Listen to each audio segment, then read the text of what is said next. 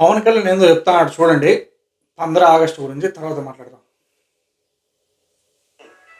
ప్రజలు ఎన్నుకున్న సర్పంచులు ఆత్మగౌరవం తగ్గకుండా దేశంలో పవిత్రమైన 15 ఆగస్టు గణతంత్ర వేడుకలు సగర్వంగా చేసుకునేలా చర్యలు తీసుకొని చాలా స్పష్టంగా ఆదేశాలు ఇచ్చారు. ఆ దిశగానే అరే భాయ్, నువ్వు చూసి స్క్రిప్ట్ చదువుతున్నావు. కనీసము అంత హై పొజిషన్లో డిప్యూటీ చీఫ్ మినిస్టర్లో ఉన్నప్పుడు కనీసం స్క్రిప్ట్ వచ్చిన తర్వాత అట్లీస్ట్ 1-2 సార్లు క్రాస్ చెక్ చేసుకోవాలి కదా, స్క్రిప్ట్ ఏం రాశారన్నది.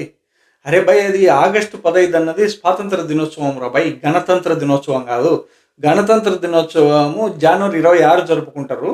స్వాతంత్ర దినోత్సవం ఆగస్టు 15 జరుపుకుంటారు. వాడెవడు రాసినోనికి మైండ్ పనిచేయనట్టుంది. వాడు రాసినోనికి మైండ్ లేదనుకో, నువ్వు ఆల్రెడీ దాదాపు 1,00,000 పుస్తకాలు చదివినావు కదా, ఒకసారి ఈ ఈ ఈ పేజీ కూడా చదివింటే బాగుండింది అన్నది నా అభిప్రాయం. ఒకసారి చెక్ చేసుకో నెక్స్ట్ టైం నుంచి స్క్రిప్ట్.